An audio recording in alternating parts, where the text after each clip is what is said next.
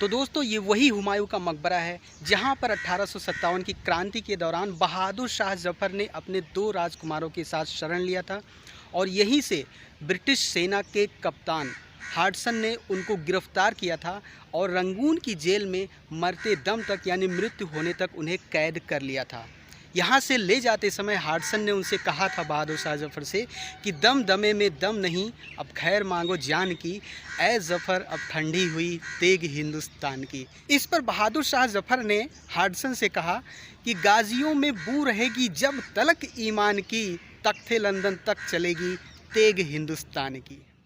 Hello guys, welcome to my new blog. और आज मैं आया हूँ दिल्ली के एक ऐसे फेमस टूरिस्ट प्लेस साइट पर जो कि इंडिया ही नहीं बल्कि पूरे साउथ एशिया का मुग़ल वास्तुकला का सबसे पहला एग्जाम्पल है, सबसे पहला उदाहरण है। यानी मुग़ल वास्तुकला का यूज़ करके सबसे पहले यही इमारत बनाई गई थी और इसी की नकल करके इसी की तर्ज पर उसके बाद कई मकबरे बनवाए गए। और सबसे ख़ास बात यह है जो कि वर्ल्ड फेमस है, दुनिया के 7 अजूबों में गिना जाता है ताजमहल, वो भी इसी की नकल करने के बाद ही बनाया गया था। तो इस इमारत में ऐसी ख़ास बात क्या है, ये हम इस वीडियो में जानेंगे और जानेंगे इसकी खूबसूरती और जानेंगे इसके इतिहास के बारे में। तो बता दूं मैं आपको, मैं आया हूं आज हुमायूं का मकबरा, हुमायूं टॉम्ब, जो कि नई दिल्ली के पुराने किले के निकट हज़रत निज़ामुद्दीन, पूर्वी हज़रत निज़ामुद्दीन क्षेत्र में स्थित है। और यहाँ पर पहुँचने के लिए नियरेस्ट मेट्रो स्टेशन है Jawaharlal Nehru stadium metro station, जहाँ से आप ऑटो रिक्शा के द्वारा या फिर इलेक्ट्रिक रिक्शा के द्वारा पहुंच सकते हैं 20 से 30 रुपए किराया देने के बाद। तो आज हम जानेंगे इस इमारत के यानी हुमायूं का मकबरा के इतिहास और इसकी खूबसूरती के बारे में देखेंगे। चैनल पे अगर आप नए हैं तो चैनल सब्सक्राइब जरूर कर देना, वीडियो लाइक कर देना, जैसा लगे कमेंट करके ज़रूर बताना। चलिए स्टार्ट करते हैं आज का वीडियो।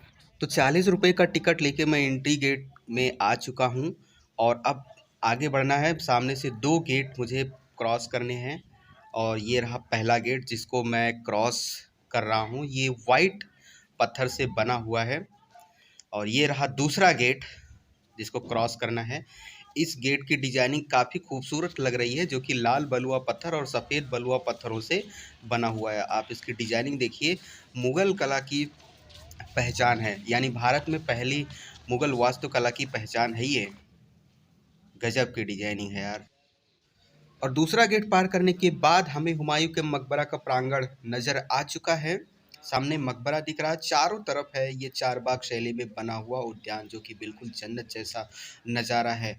और अभी भीड़ थोड़ी सी कम है क्योंकि मैं दोपहर के टाइम आया हूँ, 2 से 3 बजे के 20 हो रहे होंगे ऑलमोस्ट। हाँ, 3 बज चुके हैं। और सामने देखिए कितना खूबसूरत लग रहा है, कितना खूबसूरत लग रहा है। मतलब आपको मैं क्या बताऊं, अगर दोनों तरफ की मीनारें लगा दी जाएं तो ये बिल्कुल ताजमहल ही।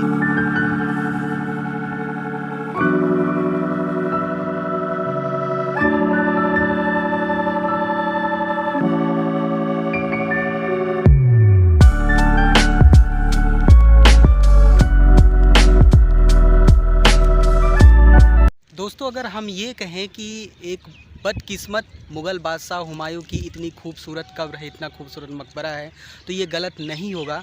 क्योंकि हुमायूं ने अपनी ज़िंदगी भर और ज़िंदगी के बाद भी कठिनाइयाँ ही सही है, उसे भागना ही पड़ा है, दर दर की ठोकरें खाना ही पड़ा है। क्योंकि अपनी जीवन काल में वो शेर शाह सूरी ने उसको कई बार हराया, 2 बार लगभग उसको हराया। और उसके बाद वो शेर शाह सूरी से इतना डरने लगा कि वो कभी पंजाब की सरहिंद, कभी अफ़गानिस्तान भागने लगा, इधर उधर मतलब भागने लगा। और इतना डर समा गया कि उसने दिल्ली में तब कदम रखा जब शेर शाह सूरी की मृत्यु हो गई, उसके 2 साल बाद। और मरने की बात की अगर मैं बात करूं तो 20 जनवरी 1556 में हुमायूं की मृत्यु हुई। और मृत्यु के समय पहले तो उसको दिल्ली के पुराने किले में ही दफना दिया गया था, लेकिन उसी समय हेमू ने दिल्ली पर हमला किया और दिल्ली को अपने कब्जे में ले लिया। तो इधर हुमायूं की सेना ने, उसके राजसी लोगों ने समझा कि हुमायूं की कब्र को कोई खतरा ना हो, तो इसलिए उस खंजर बेग के द्वारा कब्र को ही निकाल लिया और पंजाब की सरहिंद ले गए। मतलब मरने के बाद भी ठिकाना नहीं रहा, आखिरकार इधर से उधर भटकना पड़ा। तब कहीं जाकर हुमायूं के मरने के लगभग 9 वर्ष बाद, यानी कि जब अकबर दिल्ली का शासक बन गया, तो उसके मतलब मरने के 9 वर्ष बाद हुमायूं की बेगम हमीदा बानो ने इस हुमायूं के मकबरे का निर्माण करवाया था, तब जाके कहीं हुमायूं को अपने कब्र का ठिकाना मिला। और दोस्तों, कहा जाता है कि हुमायूं की एक खास आदत थी कि जब भी कभी अजान होती तो वो घुटनों के बल अदब से झुक जाया करता था, और इसी आदत की वजह से आप उसकी बदनसीबी कह लीजिए या फिर अगर मज़हब के हिसाब से देखें तो खुशनसीबी कह लीजिए, इसी आदत की वजह से उसकी मौत हुई थी। एक्चुअली एक लाइब्रेरी थी जो कि सीढ़ियों से होकर जाती थी, ऊपर थी, और वो किताबें पढ़ने लिखने का बहुत ही शौकीन था। वो लाइब्रेरी से उतर रहा था और उसके दोनों हाथ में किताबें थी, तो अचानक से उसी टाइम मुअज्जिन ने अजान दे दी और हुमायूं घुटनों के बल झुक गया। और क्योंकि उसने बड़ा सा चोला पहना हुआ था जो कि घुटनों के नीचे तक जाता था, तो वो चोला फंस गया उसके पैर में और वो सीढ़ियों से लुढ़क कर गिर गया और इसी दौरान उसकी मृत्यु हो गई। इस मकबरे के स्थापत्य कला के लिए फारसी वास्तुकार मिर्ज़ा घियाथुद्दीन को अफ़गानिस्तान के एक शहर हेरात से बुलाया गया था, जिन्होंने इस काम को अंजाम दिया।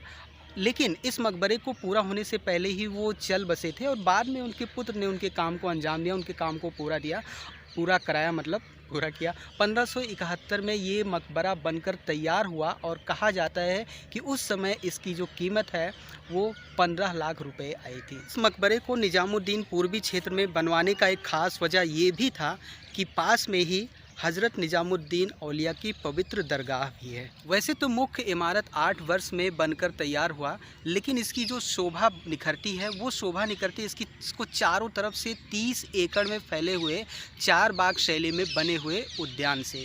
ये जो उद्यान है ये भारत ही नहीं बल्कि पूरे दक्षिण एशिया में अपनी प्रकार के पहले उद्यान है, यानी कि पहला उद्यान है। और इसी की तर्ज पर ताजमहल का उद्यान बनवाया गया है जो कि वर्ल्ड फेमस है, यानी 7 अजूबों में माना जाता है। तो सोचिए कितनी इम्पोर्टेंट और कितनी खूबसूरत जगह है ये, जिसकी नकल करके ताजमहल को बनवाया गया था। ये जो जन्नत रूपी उद्यान है ये 4 दीवारी के भीतर बने हुए हैं। 4 दीवारी के भीतर इन्हें 4 पैदल रास्तों में और 2 केंद्रीय जल नालिकाओं से इन्हें बांटा गया है 4 भागों में। और उसके बाद ये जो 4 भाग बटे हुए हैं उनको फिर दोबारा से 4-4 भागों में बांटा गया है, यानी पत्थर के बने हुए रास्तों द्वारा। तो इस प्रकार देखा जाए तो कुल 36 भाग बनते हैं। ये जो केंद्रीय जल नालिकाएं और जो जिस तरीके से इसकी डिजाइनिंग है, बिल्कुल ऐसा ही वर्णन कुरान की आयतों में किया गया है। और जो केंद्रीय जल नालिका है ये जन्नत में बहने वाली 4 नदियों के परिचायक है। तो हम ऐसा कह सकते हैं या है ही ऐसा कि कुरान की आयतों को पढ़कर जिस तरीके से कल्पना की गई है जन्नत की, उसी तरीके से इस उद्यान को बनाया गया है। ये जो केंद्रीय जल नालिका है उसके बारे में आपको बता दूं कि ये मेन गेट से होती हुई जाती है और मकबरे के नीचे से जाती हुई और मकबरे की दूसरी साइड से निकलती हुई प्रतीत होती है। ठीक वैसे ही जैसे कि इस्लाम धर्म में कुरान की आयतों में जन्नत के बाग का वर्णन किया गया है। इस मकबरे को घेरे हुए 4 बाग है और इसको 3 तरफ से 4 दीवारी के द्वारा घेरा गया है। तीसरी तरफ कभी यमुना नदी बहा करती थी जो कि अब परिसर से काफ़ी दूर निकल चुकी है। दोस्तों, मैं आपको यहीं पर एक ख़ास बात और बताता चलूं कि अगस्त 1947 में जब भारत और पाकिस्तान अलग हुआ तो भारत से जो पाकिस्तान जाने वाले थे उन लोगों के लिए दिल्ली का पुराना किला और ये हुमायूं का मकबरा एक तरीके से शरणार्थी कैंप में बना हुआ था, यानी कि शरणार्थियों ने यहाँ पर शरण ली थी और उसके बाद भारत सरकार ने इस पर नियंत्रण कर लिया और लगभग 5 वर्षों तक ये शरणार्थी कैंप के रूप में रहा। और इस दौरान कई बार बाहरी शक्तियों के द्वारा इसे ध्वंस करने की, नष्ट करने की लगातार कोशिश की जाती रही, लेकिन अफसोस अभी भी ये आज वैसा ही बना हुआ है। चलिए अब मैं आपको अंदर लेके चलता हूँ और मकबरे के अंदर का सीन दिखाता हूँ। हमें चढ़नी है ये सारी सीढ़ियाँ और ये मस्त दरवाज़ा विशाल का है। तो सीढ़ियों को चढ़ते हुए मैं आ गया हूँ ऊपर, यानी कि मकबरे की छत पर। और यहाँ से ये विशालकाय मकबरा, बहुत ही खूबसूरत डिजाइनिंग देखने को मिल रही है इसकी। और इन जालियों से अगर मैं देखता हूँ तो जालियों से मुझे नज़र आता है, क्या नज़र आता है, जालियों से मुझे नज़र आता है हुमायूं की कब्र।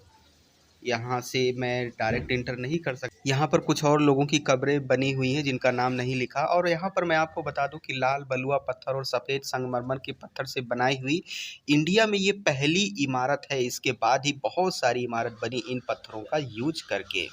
देखिए यार कितनी मस्त डिजाइनिंग है। और यहाँ से इसकी छत से अगर आप देखेंगे ना तो चारबाग शैली में जो उद्यान बना हुआ है उसका नज़ारा आप बिल्कुल साफ साफ देख सकते हैं। बिल्कुल जन्नत जैसा नज़ारा आपको दिखेगा। चलो भाई चलो बाहर, मुझे अंदर आने दो, आने दो, आने दो, आने दो। और आ गया ये मैं अंदर। जहाँ से मकबरे के भीतर के कब्रों को हम देख सकते हैं। और ये ऊपर छत की डिजाइनिंग यार ज़बरदस्त।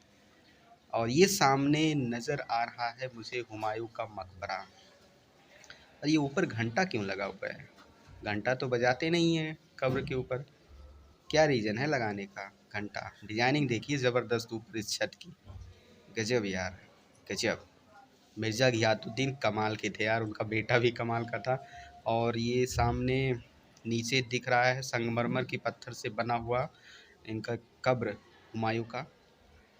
चारों तरफ से आप इसका लोकेशन कुछ इस तरीके से देख सकते हैं। और इसमें कुछ लिखा हुआ नहीं है वैसे, सिर्फ और बाकी कब्रों में, कुछ कब्रों में अरबी में डिजाइनिंग की हुई, मतलब अरबी में कुछ आयतें लिखी हुई हैं, लेकिन इस कब्र में कुछ लिखा नहीं हुआ है। चलो बाहर चलते हैं, कब्र तो देख लिया, कुछ और लोगों की सिर्फ कब्रें ही थी, तो मैं सोचा क्या कब्रें दिखाऊं। यहाँ से छत से मैं नीचे उतरता हूँ और बस नीचे उतरता हूँ, बहुत कुछ बता दिया आप लोगों को, बोर नहीं करूँगा, वीडियो ज़्यादा लंबी हो जाएगी। तो दोस्तों हुमायूं टॉम्ब से विदा लेते समय मुझे वही शेर याद आ रहा है जो कि बहादुर शाह जफ़र ने तब बोला था जब उनको यहाँ से गिरफ्तार करके रंगून ले जाया जा रहा था। जलाया यार ने ऐसा कि हम वतन से चले, जलाया यार ने ऐसा कि हम वतन से चले, बतौर शमा के रोते हम अंजुमन से चले। तो इसी के साथ दोस्तों मैं आज की वीडियो, आज का ब्लॉग यहीं पर कंप्लीट करता हूं। आपको ये ब्लॉग कैसा लगा हमें कमेंट करके ज़रूर बताना। अच्छा लगा हो तो लाइक कर देना, शेयर कर देना और चैनल पर नए हैं तो सब्सक्राइब ज़रूर करना। मिलते हैं अगली वीडियो में, तब तक के लिए बाय।